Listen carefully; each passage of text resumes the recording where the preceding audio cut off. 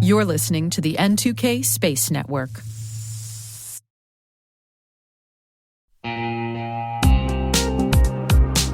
Ever wished you could rebuild your network from scratch to make it more secure, scalable, and simple?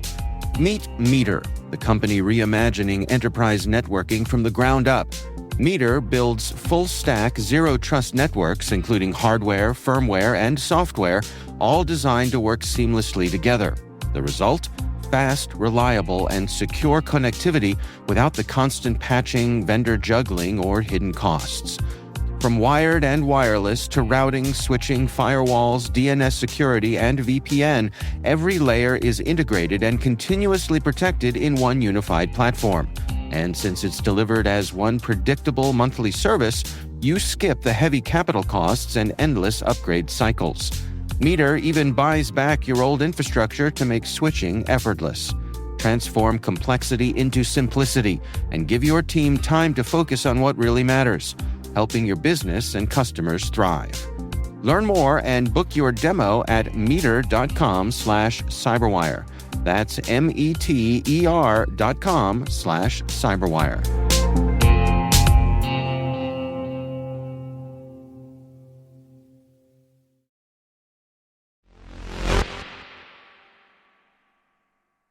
Today is December 5th, 2025. I'm Maria Varmazes, and this is T-Minus. T-minus 20 seconds to LOS T-drift. Go for deploy. Roger, roll.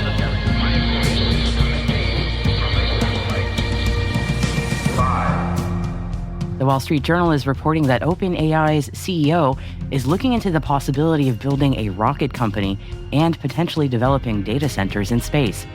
4. Sidus Space has been named as a subcontractor supporting Mob Lob Space for a NASA SBIR award. 3. NASA has extended its cooperative agreement with CASIS to manage the International Space Station National Laboratory through 2030. 2. HawkEye 360 has been awarded a contract extension from the National Reconnaissance Office and the Commercial Systems Program Office to expand its ongoing work. 1. Canada has announced its intention to contract MDA Space to build, test, and launch an additional radar imaging satellite. 0.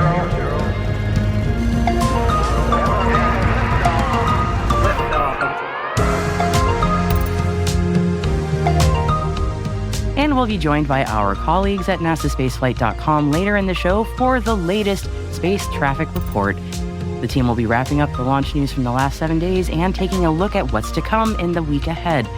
Stay with us for more on that after today's Intel briefing.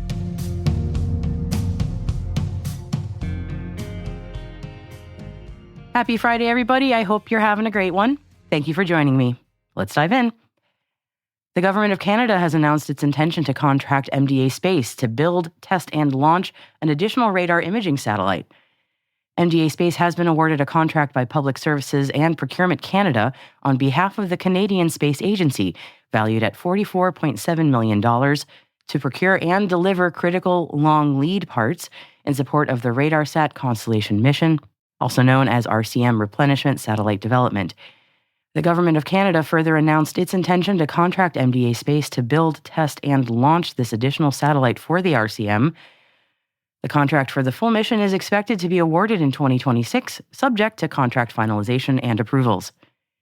These contracts are part of the Government of Canada's $1.012 billion RADARSAT Plus initiative, which is a 15-year investment that the Canadian Space Agency announced in October 2023 to support immediate and future satellite Earth observation needs.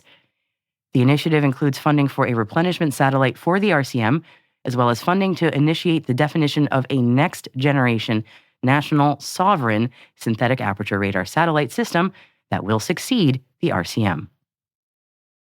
HawkEye 360 has been awarded 23 months of dedicated funding from the National Reconnaissance Office and the Commercial Systems Program Office to expand its ongoing work.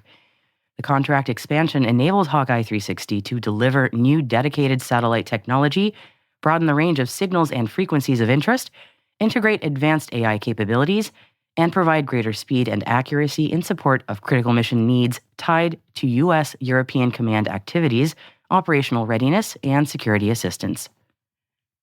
NASA has extended its cooperative agreement with the Center for the Advancement of Science in Space, better known as CASIS, to manage the International Space Station National Laboratory through 2030. The ISS National Lab was established through an act of U.S. Congress to open access and opportunity for researchers to leverage the unique space-based environment to bring value to humanity and build a robust market in low Earth orbit. CASIS has managed the ISS National Lab since 2011, and it is responsible for up to 50% of NASA's flight allocation for space station cargo resupply missions and up to 50% of U.S. operating crew time dedicated to supporting science. And you can learn more about CASIS and the ISS National Lab in our monthly segment with Patrick O'Neill, coming up next on December 15th. Sidus Space has been named as subcontractor supporting Mob Lob Space for a NASA Small Business Innovation Research Award, or a SBIR award. The SBIR covers a 6-month design study that will focus on designing and planning a mission to host an advanced space-based 4D radar system on board Sidus's LizzieSat satellite platform, delivering space domain awareness data services to track centimeter-scale orbital debris. Mob Lob Space will receive $173,000 to develop an adaptive electronically scanned array radar as part of NASA's Space Sustainability Strategy Program. Sidus Space will provide input on host spacecraft specifications, including power and guidance navigation and control systems, to ensure seamless integration of the radar payload aboard LizzieSat. And for our last story, could OpenAI's CEO Sam Altman be making moves in space? Well, the Wall Street Journal is reporting that Altman is looking into the possibility of building a rocket company and potentially developing data centers in space. He also reportedly held investment talks with rocket startup Stoke Space.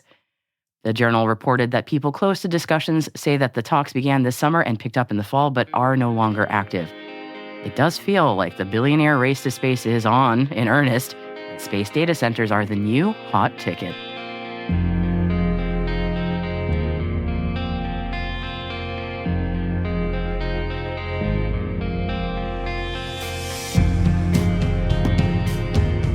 That wraps up today's Top 5 Stories, my friends. Stay with us for the latest launch news from our partners at nasaspaceflight.com. But before we get to the space traffic report, N2K senior producer Alice Carruth joins us now with a look at the other stories that are making today's headlines. Alice? Yes, indeed, Maria. RTX's Raytheon is working with AWS to improve services for space customers. A little space-adjacent news, their hypersonics company Castilian has closed a $350 million Series B. They're working on hypersonic weapons as opposed to transportation. And lastly, NASA and industry partners will fly and operate a commercial robotic arm in low Earth orbit through the Fly Foundation robotics mission, set to launch in late 2027. You can read more about those stories and all the others mentioned throughout this episode by following the links in today's selected reading section of our show notes. Tomorrow, T-Minus crew, be sure to check your podcast feed for T-Minus Deep Space. It's our special edition Saturday show where we share an in-depth interview and dive a bit deeper into fascinating topics with brilliant guests. And on T-Minus Deep Space tomorrow, we have Brian Whedon from the Aerospace Corporation joining me to discuss the Wolf Amendment. Should it be repealed, or should we stick to the 2011 policy? Well, that is all up for debate on T-Minus Deep Space tomorrow. Don't miss it.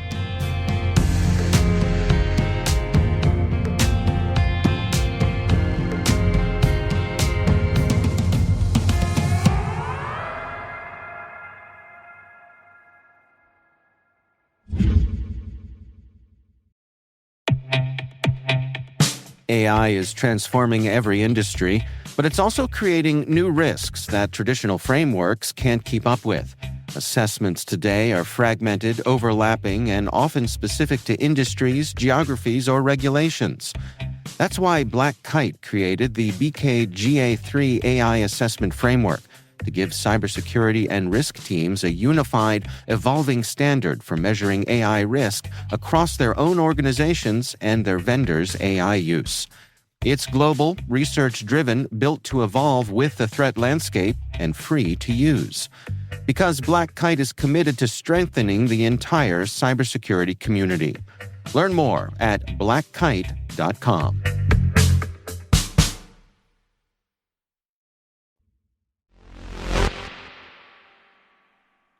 Let me hand you over now to nasaspaceflight.com with the latest launch news.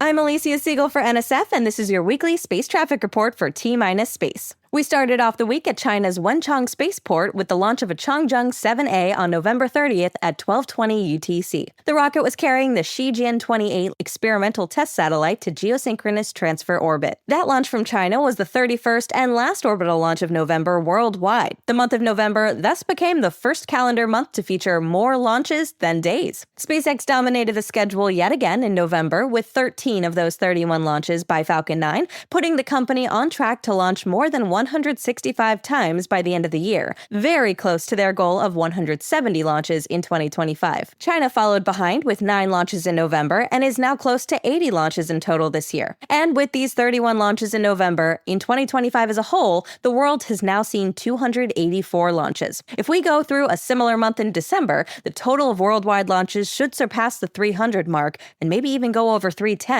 If so, this would be the first time in spaceflight history that we have more than 300 launches from Earth attempting to reach orbit. And it does seem like December will be just as active, if not more active, than November, as we've already had quite a number of launches just in the first week of the month. On December 1st, we had 2 launches, the first one being, of course, a Starlink. Liftoff took place at 7:44 UTC from Launch Complex 39A at the Kennedy Space Center in Florida. The Falcon 9 booster for this mission, B-1095, helped to push 29 Starlink V2 mini satellites into orbit while on its 4th flight. Following stage separation, it successfully returned to SpaceX's drone ship Just Read the instructions for future reuse. Later in the day, at 17:21 UTC, we had the launch of a Vega C from French Guiana, carrying the COMPSAT-7 satellite into sun-synchronous orbit for the Korean Aerospace Research Institute. COMPSAT-7 is a small 2-ton Earth observation satellite from South Korea, which carries a high-resolution imaging system capable of capturing photos of Earth of up to 30 centimeters per pixel. On December 2nd, we had yet another 2 launches,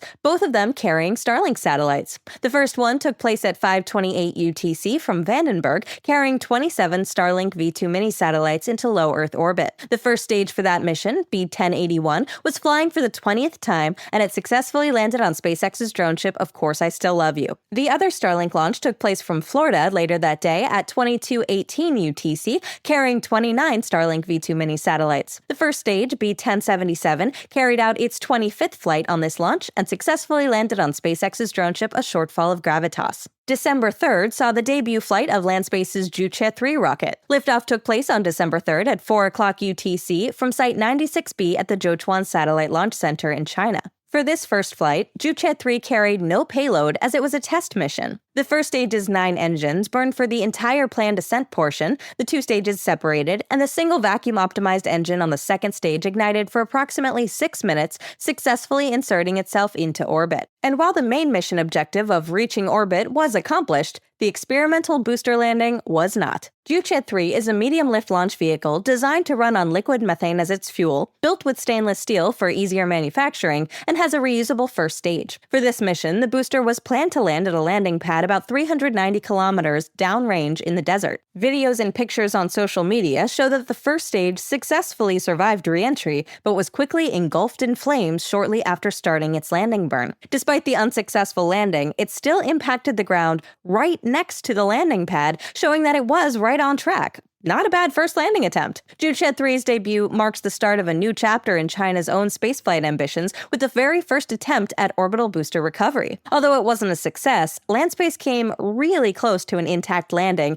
and there's no doubt that future flights of Juche-3 will have a much higher chance of success. This rocket is also not the only one attempting reusability, just the first to give it a try. Right on the heels of Juche-3, in the coming weeks and months, there's a long list of Chinese rockets waiting to debut, including the Changzheng 12A, which is set to debut this month, and which will also feature a booster landing and recovery test on its very first mission. Whether you're excited about these developments or not, China developing its own reusable rockets is now a matter of when, not if, and the country is moving quickly in that direction. And to wrap up the week, we had another Starlink launch on December 4th at 2042 UTC from Vandenberg, carrying 28 Starlink V2 mini satellites into orbit. The mission was supported by booster B1097 on its fourth flight, and it successfully returned to SpaceX's drone ship, Of Course I Still Love You. This mission marked SpaceX's 600th launch overall, a number that includes the 5 launches of Falcon 1, 11 Falcon Heavy launches, 11 Starship launches, and a whopping 573 Falcon 9 launches. Next week will be even busier, with notices indicating that there will be as many as 8 launches from China in the next 7 days. We may also have the debut flight of the Changzheng 12A at some point next week, but we don't know for sure yet. Next Spaceflight's website and app may help you keep track of that once we know for sure, though, so be sure to check it out. SpaceX is also hoping to launch 5 Falcon 9 rockets next week, with 4 of them carrying Starlink satellites. The only non-Starlink launch will be the NROL-77 mission for the National Reconnaissance Office. This one will feature a return of the booster back to land in Florida, so if you're in the area, expect sonic booms. And of course, we'll cover it here on our channel as well. Rocket Lab is also planning to launch up to 2 Electron rockets from New Zealand next week, the first carrying out the Raise and Shine mission for the Japan Aerospace Exploration Agency. The second mission is currently a mystery, but hazard notices indicate that it may happen just a couple days after the first one. And aside from launches, we'll also see the return of the Soyuz MS-27 spacecraft and its crew of 3. Roscosmos cosmonauts Sergei Ryzhikov and Alexei Zubritsky, and NASA astronaut Johnny Kim. I'm Alicia Siegel for NSF, and that's your weekly Space Traffic Report. Now back to T-Minus Space.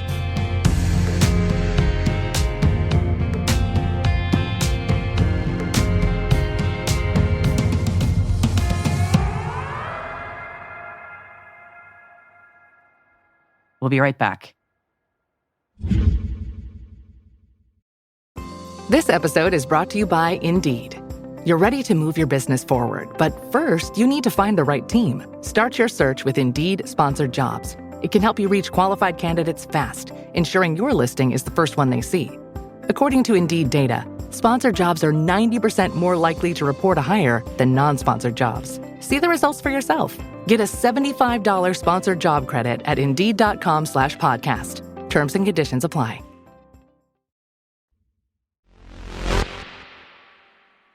Welcome back. If you've been with the show for a while, then you know that we are big fans of ham radio. Our sister podcast, the CyberWire Daily's host, Dave Bittner, is a licensed amateur radio operator. So this story is for Dave and all the other ham radio operators out there. A 1U CubeSat launched from the International Space Station earlier this week is carrying a folded-up retroreflective laser light sail. Hidden inside are 4 tiny ChipSat flight computers, and the students at Cornell University are asking for help from the global ham radio community to catch the signals that these ChipSats will beam back to Earth. And those signals will be using the LoRa digital protocol on 437.400 megahertz.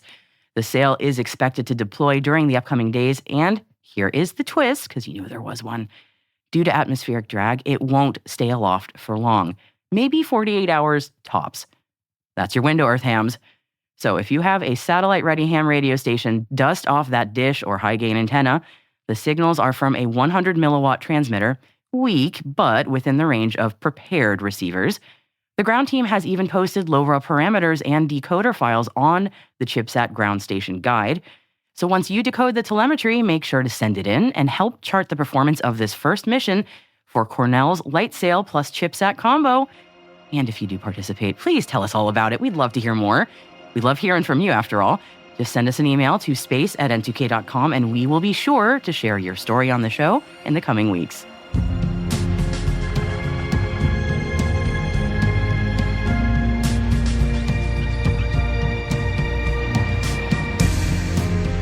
And that's T-Minus, brought to you by N2K CyberWire.